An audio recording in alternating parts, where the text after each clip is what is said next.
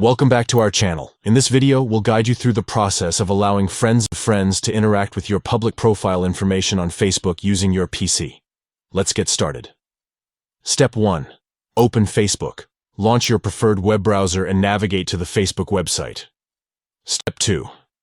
Click on your profile picture located in the top right corner of the screen. Step 3. From the drop-down menu, click on Settings and Privacy. Step 4. In the Settings and Privacy menu, click on Settings. Step 5. On the left-hand side, click on Privacy. Step 6. Now, click on Public Posts. Step 7.